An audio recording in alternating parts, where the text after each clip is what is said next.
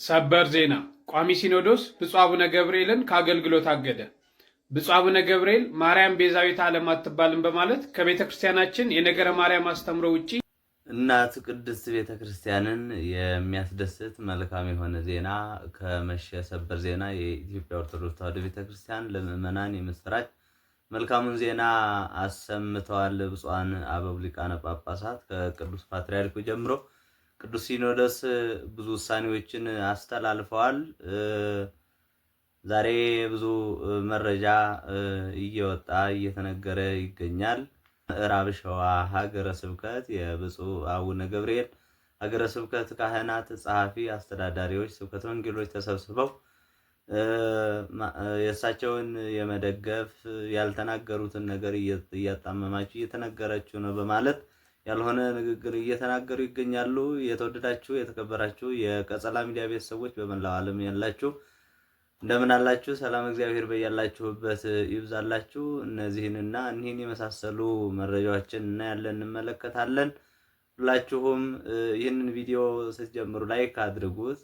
ቤተሰብ ለመሆን ደግሞ ሰብስክራይብ እያደረጋችሁ ቤተሰብ ሁኑ። አብራችሁን ሁኑ። ወደ ቪዲዮ የሰጡትን ሕጸጽ ያለበት ትምህርት በሊቃውንት ጉባኤ በኩል በሚገባ ተመርምሮና ተጣርቶ ከመፍትሄ ሐሳብ ጋር ለቋሚ ሲኖዶስ በአስቸኳይ እንዲቀርብ ብፁዕነታቸውም ጉዳዩ ተጣርቶ የመጨረሻ ውሳኔ እስኪያገኙ ድረስ በመንበረ ፓትርያርክ ጠቅላይ ቤተ ክህነት ጽሕፈት ቤት ግቢ ውስጥ በሚገኘው መኖሪያ ቤታቸው በታቅቦ እንዲቆዩ ውሳኔ አስተላልፏል።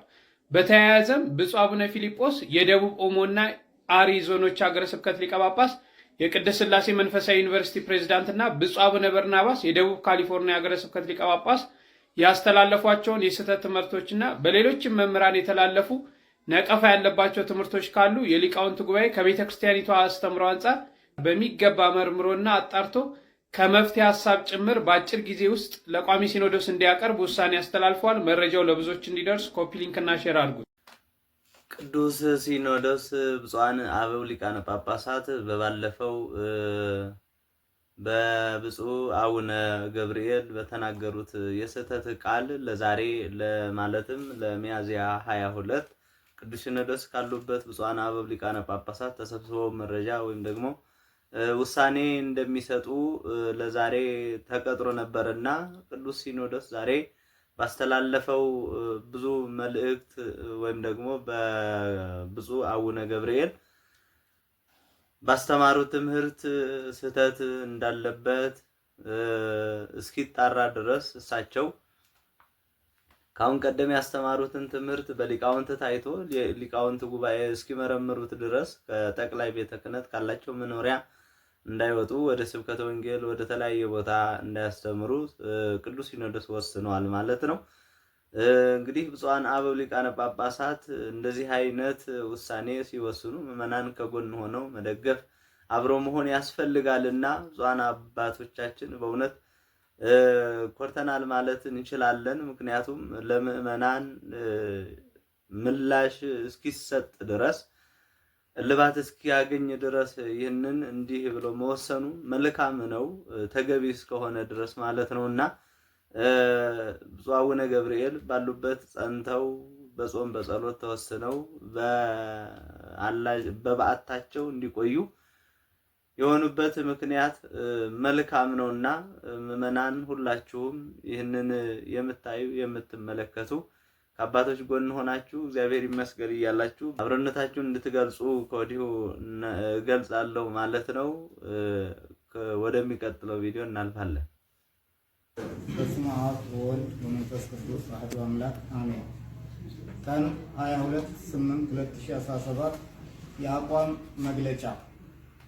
እኛ በምዕራብ ሸዋ ሀገረ ስብከት ስር የምንገኝ የሀገረ ስብከቱ የልዩ ልዩ የሥራ ክፍል ኃላፊዎች የ28ቱም ወረዳ ቤተ ክህነት ሊቃነ ካህናትና ጸሐፊዎች፣ የገዳማትና የአድባራት አስተዳደሮችና ሰባኪያነ ወንጌል፣ የአምቦ ከተማና አካባቢው አባገዳዎችና የሀገር ሽማግሌዎች በጋራ በመሆን በሀገረ ስብከታችን ሊቀ ጳጳስ በብፁዕ አቡነ ገብርኤል በዕለተ ዓርብ የ2017 ዓ.ም በዓለ ስቅለትን መነሻ በማድረግ ያስተማሩትን ትምህርት ርዕስ አስመልክቶ ቤዛ በሚለው የጌታችን መድኃኒታችን ኢየሱስ ክርስቶስ የቤዛነት ሥራ መተኪያና አቻ የማይገኝለት ፍጹም ዘላለማዊ መሆኑን በማያሻማ ሁኔታ ገልጸው ያስተማሩትን ትምህርት የተለየ ትርጉም በመስጠት አንዳንድ ወገኖች የተለያዩ ብዙሃን መገናኛዎችን በመጠቀም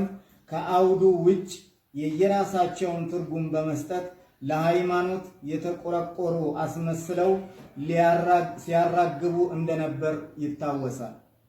ይሁን እንጂ የጉዳዩ ባለቤት የሆኑት ብፁዕነታቸው የሚያዝያ 16 ቀን 2017 ዓ.ም ሐሙስ ዕለት የዋሃን እና ንጹሃን ምዕመናን እንዳያዝኑ የጠየቁትን ይቅርታ በቂና ወቅታዊ ቢሆንም ነገር ግን ስም የማጥፋት ዘመቻቸው ከእሳቸውም አልፎ ብሔር ተኮር የቅንዓት፣ የጥላቻ እና የአምባገነንነት ስሜትን እያንጸባረቀ በመምጣቱ የሀገረ ስብከቱን ማህበረ ካህናትና ማህበረ ምዕመናን እንደዚሁም የተከበረው መላውን የኦሮሞ ሕዝብ በሚያስቆጣ መልኩ ሲተላለፍ የነበረው እኩይ አጀንዳ ስላሳዘነን እንትናና እንትን ካላሉት እንደሚባለው ብሂል አበው ምላሽ ካልሰጡበት ነገም ጅብ በቀደደው ሌባ እንደሚገባ ስለሚታወቅ የሚከተለውን የአቋም መግለጫ አውጥተናል። 1. እመቤታችን ቅድስት ድንግል ማርያም መትሕተ ፈጣሪ መልዕልተ ፍጡራን ከፈጣሪ በታች ከፍጡራን በላይ መሆኗን ብፁዕነታቸው ከማንም በላይ የተማሩና በታላቁ እና ኢትዮጵያዊ ጻድቅ አቡነ ተክለ ሃይማኖት ገዳም ተኮትኩተው ያደጉና መላ ዘመናቸውን በነቢረ ገዳም መቆየታቸው ይታወቃል። ሆኖም ግን ብፁዕነታቸው ለእመቤታችን ለቅድስት ድንግል ማርያም ያላቸውን ክብርና ፍቅር በተለያየ ቦታ በጊዜውም ያለ ጊዜውም ሰብከዋል። የምዕራብ ሸዋ ሀገረ ስብከት ካህናት፣ ዲያቆናት፣ ሊቃውንት፣ ጸሐፊ፣ አስተዳዳሪዎች፣ ስብከተ ወንጌሎች በአጠቃላይ በአቡነ ገብርኤል በተናገሩት በሰሙኑ በማህበራዊ ሚዲያ በሚንሸራሸረው የተናገሩትን ቃል ልክ አይደለም አጣመው እየተናገሩ ነው የሚል መግለጫ እየተናገሩ ነው። ይህንን ሰምተን ነው የተመለስ ነው። የተወደዳችሁና የተከበራችሁ የእግዚአብሔር ልጆች እንግዲህ ይህንን እሳቸው የተናገሩት መቼም በጆሮአችን የሰማነው ሁሉም የተመለከተው ነው እንጂ የጥላቻ ወይም ደግሞ የሌላ ነገር አይደለም። የተናገሩትን ነው። ቤተ ክርስቲያን የሚነካ ስለ ድንግል ማርያም ያልሆነውን ቃል ስለተናገሩ ምዕመናን፣ ሊቃውንት፣ ቅዱስ ሲኖዶስ፣ ብፁዓን አባቶች ይህንን ሁሉ የተወያየበት የተወያዩበት ነውና ይሄ የጥላቻም አይደለም፣ የተናገሩት ነው። በአንደበታቸው ተናገሩ ተብለው ሳይሆን የተናገሩትን ስለሆነ ጥላቻ አይደለም። ይህ በመሳሳት እየተነገረ ያለው የመግለጫ ማለት ነውና እነሱ ምን ለማግኘት እንደሆነ አናቅም። ነገር ግን መቼም በሚዲያ የወጣ ነገር ስለሆነ በሶሻል ሚዲያ እየተነገረ ያለው ስለሆነ በኢትዮጵያ ኦርቶዶክስ ተዋሕዶ ቤተክርስቲያን የታመኑ ከዚያም ደግሞ እስከ ጵጵስና ድረስ የደረሱ ደግሞ ታምኖባቸው ነው እንጂ ለሌላ አይደለም። እና ከዚህም ብዙ ሚዲያዎች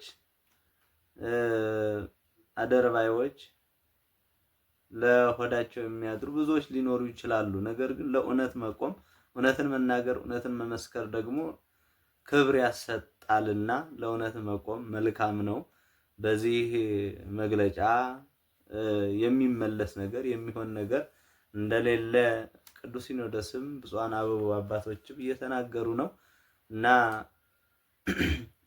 በማስተካከል መልካም ነገር በመስራት ነው መሆን የሚችለው። ይህንን ነው እኛ የምንለው። ወደሚቀጥለው ቪዲዮ አይተን እንመለሳለን። የድፍረት ተናጋሪዎችም በርክተዋል።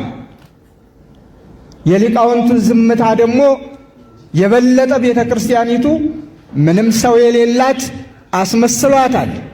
ስንት ሊቃውንት አይናማ ሊቃውንት ብሉያት ከሐዲሳት ሐዲሳት ከሊቃውንት አመስጥረው አመልተው አስፍተው ድጓ በጉንጩ የሚባሉ ስንቶች ያሏት ቤተ ክርስቲያን ከብሉይ ከአዲስ ነው ድጓምና ዛሬ ላይ ዝምታው ሌሎችን ተናጋሪዎች ሰው የሌላት እንድትመስል አድርጓታል።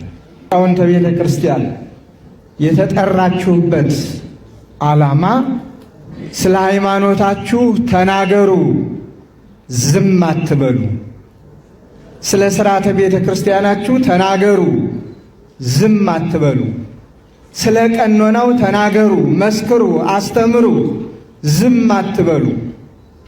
ምክንያቱም ብዙ ሕዝብ አለና ክርስቶስ በደሙ የዋጃቸው ያከበራቸው የጠራቸው መሪ የሚፈልጉ ጠባቂ የሚፈልጉ ሃይማኖታቸውን የሚያስተምራቸውን የሚሹ በብዙ የሚቆጠሩ ክርስቶሳውያን አሉና ዝም አትበሉ።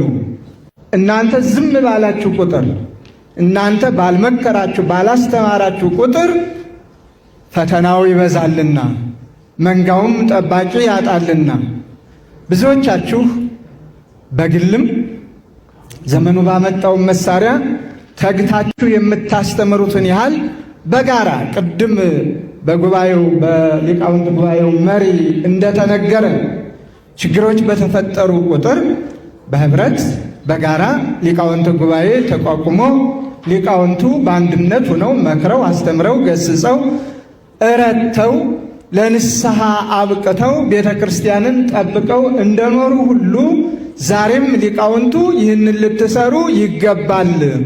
በወኪል ብቻ የሚሆን አይደለም። ከሀገረ ስብከት ወይም ከአህጉረ ስብከት ጀምሮ እስከ መንበረ ፓትርያርክ ጠቅላይ ቤተ ክህነት ድረስ ሊቃውንቱ ሰንሰለት ሰርተው በአንድነት ሆነው ችግሮች በሚፈጠሩበት ሁሉ የማያዳግም መልስና ትምህርት በመስጠት ስራቸውን ሊሰሩ ሊያከናውኑ ይገባል ነው ዛሬው ጥሪ። በሩ ላይ ማን ነው ያለ? ጠባቂ። ብፁዕ አቡነ አብርሃም የጠቅላይ ቤተ ክህነት ዋና ስራ አስኪያጅና የባህር ዳር ሀገረ ስብከት ሊቀ ጳጳስ የቅዱስ ሲኖዶስ አባል በኒቅያ ጉባኤ ለተሰበሰቡት ሊቃውንት መልእክት አስተላልፈዋል። መልእክታቸውም በጣም ጠንከር ያለ የሚያስደስት ቤተክርስቲያንን የሚጠብቅ ምዕመናንን የሚያስደስት ነውና ለምዕመናን የሚሆን ትምህርት ተገቢ የሆነ ትምህርት እንዲያስተምሩ የሚወስኑትን ውሳኔ መልካም እንዲሆን ጠቅላይ ስራ አስኪያጁ ተናግረዋል። ከዚህም አክለው ብዙ ነገሮችን ውሳኔዎችን አስተላልፈዋል። በስተመጨረሻ ብፁዕ አቡነ አብርሃም ለሊቃውንቱ ከአራቱ ማዕዘን የተሰበሰቡት ለብዙ ነገር እንደተሰበሰቡ የሚሰበስብ መንፈስ ቅዱስ እንደሆነ በዚያ ተገኝተው ያስተላለፉት መልእክት እጅግ የሚማርክ ደስ የሚል የሚያስደስት ሊቃውንቱ በያሉበት ሆነው በጸሎት በጾም በትህርምት እንዲኖሩ ምዕመናንን ብቻ ሳይሆን ደቀ መዛሙርቱም እንዲያፈሩ የተላኩበትን ተልእኳቸውን እንዲያውቁ እንዲያስተምሩ ማንንም መፍራት እንደሌለባቸው የላካቸው እግዚአብሔር እንደሆነ መንፈስ ቅዱስ እንዳደረባቸው በደንብ አድርገው ጠቅላይ ስራ አስኪያጁ ተናግረዋል ማለት ነውና ሁላችንም የብፁዓን አበው ሊቃነ ጳጳሳት የሊቃውንትን አክባሪዎች እንድንሆን የቅዱሳን አምላክ እግዚአብሔር ይርዳን።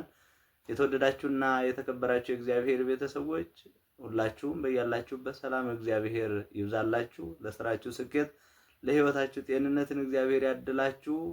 በሰላም ዋሉ። ቻው።